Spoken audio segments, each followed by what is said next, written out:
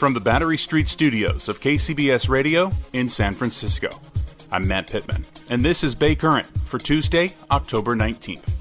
Desperately needed rain is coming to Northern California.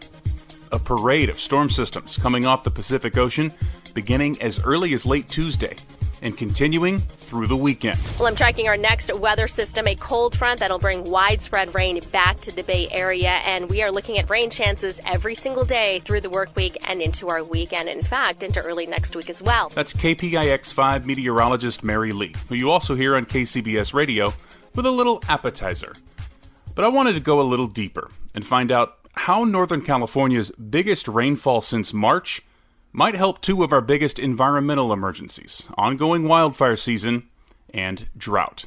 So first, I caught up with Brian Garcia. He's a warning coordination meteorologist with the National Weather Service Bay Area. What are we in store for here over the next few days? This week we have a series of systems impacting California and really kind of up and down the state, more up in the northwest portion of California than Bay Area or Southern California. But in the Bay Area, we're definitely going to get our own.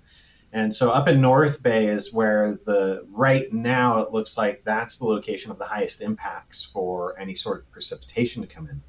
So we'll start seeing some rain probably in Tuesday sometime.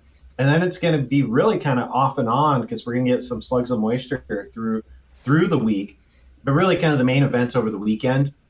And the timing on that is still not 100% clear. You know, we could shift the peak timing by 12 hours either way. But right now we're kind of looking in that late Saturday, Sunday timeframe for North Bay to really get clocked. And when we're talking some precipitation, just for the front half of the week, so pretty much from Tuesday going through, let's say, early Saturday, we could see upwards of a handful of inches of rain in the coastal range. So we're talking like 3, 4, 5 inches in the coastal range of Sonoma County and Marin County. And then we get into the weekend, Saturday, Sunday, when a lot of moisture is poised to really hit the area. Depending upon where that lines up, we could get another few inches of rain just in a 24-hour period there.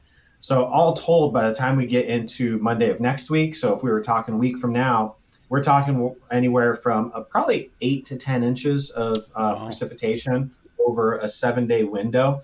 Could it fizzle? Absolutely. We've seen these systems start to march towards us over the last year, especially with the drought.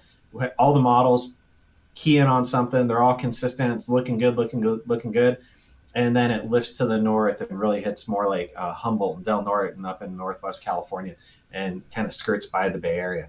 So, yeah, we could get skunked a little bit, but we'll see how it plays out. The models are pretty robust right now. Any chance that the error in those models might be that we see a little bit more of it down closer to the Bay Area? Now, that's a great question. And yes, some of the models are bringing it a little bit farther south.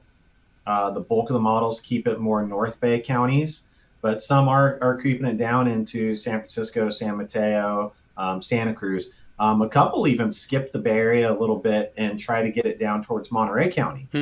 So there is some spread in where that peak the peak amounts of rain over this coming weekend, where those are going to occur. But most of the models are converging on the North Bay counties. How badly needed is this douse of rain that we're about to get? Yeah, this punch of rain that we're going to get this weekend, especially in the weekend, is huge for us right now. Really, because we'll take anything we can get. But this time of year, we're typically in the grips of fire season. And when we get rain mid-October, and especially in the amounts that we're talking about this week, it can really put a fork in fire season, at least for several months. Even if it goes dry after this, we can still have the benefits of this rain for months to follow in terms of fire season. In terms of drought, this is really good because what happens is the soils are so parched, they're just going to absorb a lot of this, provided it doesn't come down in super high intensities, because you can only have a set amount of infiltration. Anything else that's trying to get in will just run off. So we kind of want those Goldilocks rains where it's not too much, not too little. We want it perfectly just right so it absorbs into the soils. And once the soils absorb that moisture, then we really start being in a good place, because now we can start adding water into rivers and lakes and reservoirs and those types of systems that are the responsibility to feed us the water for the dry seasons. So this is huge. This is a huge event for us, and I can't tell you how excited we are here. We just hope we don't get too much too fast. Is that a risk? Yeah, absolutely. Anytime we see these types of systems roll across the Pacific in an atmospheric river type format, we are always concerned with high intensity rain. And the high intensity rain, to kind of bring it back to fire season a little bit, the high intensity rain we're talking about burn scars at this point.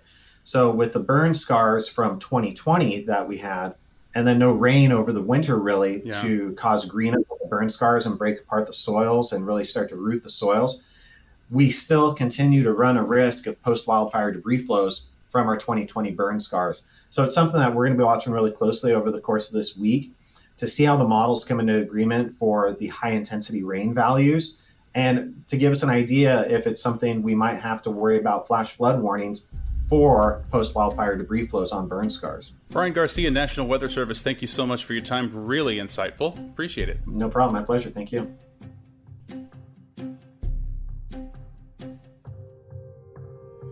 For more, I wanted to connect with KCBS radio reporter Mike DeWald.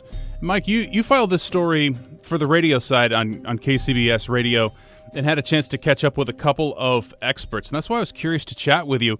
How far could it go? How much of an impact could it make even in the short term? We had a chance to speak to a couple experts. We spoke with Dr. Scott Stevens. He's a fire scientist from UC Berkeley, and there's certainly a lot to be happy about from this. Like I said, the drought's not ending, fire season's not ending, but certainly some good things come of this. If we start with fire season, generally about 1 to 1.5 inches of rain is going to have a significant effect in stopping new fires. So it's 1 to 1.5 inches. Yeah, really? So that's not a ton of rain. It has an impact that great. Wow. Which is good to hear. That should wet the fuels, allow the vegetation that's green to continue to grow and get a little higher fuel moisture. The flip side of that is things can turn very quickly. Dr. Stevens was quick to point out that once the storm rolls through, we're set to have 4 weeks of dry again. Fuel moistures will dry out again just like they did this year. The ability for fires to move by embers and spotting will continue at really, really high levels.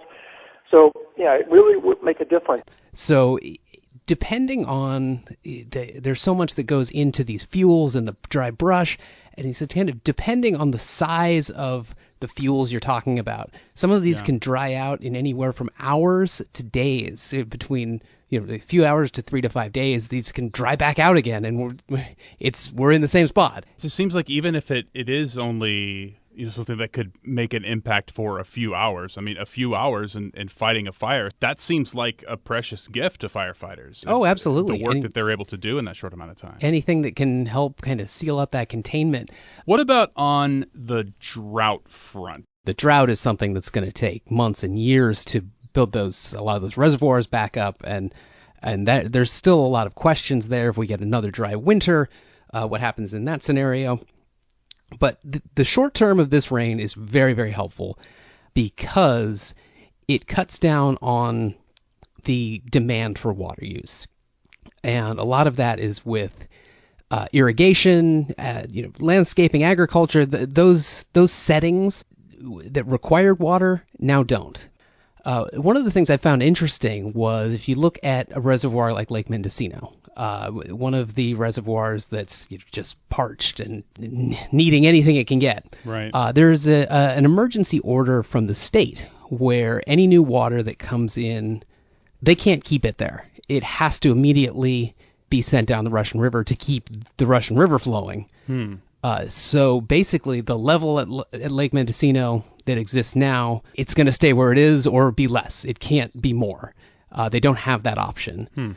But what they're optimistic about, if the predictions of this storm could get upwards of 6 inches in parts of Sonoma County, the hope is that the state would lift that order. If there's enough rain to go around, water's flowing to the Russian River, all the waterways are getting the water they need, that order can be lifted, and then you can start building up some of those reserves. And those levels had been dropping so low and so low. It was on the verge. They were predicting by the end of this month that Lake Mendocino would be at its lowest point in history since it was built. Wow.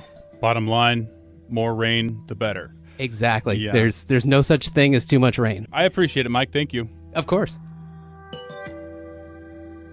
My thanks to Brian Garcia from the National Weather Service and to my KCBS radio colleague, Mike DeWald. And thank you for listening. If you haven't already, subscribe to Bay Current on the Odyssey app, Apple Podcasts, or wherever you listen. I'm Matt Pitman, and we'll chat with you again tomorrow.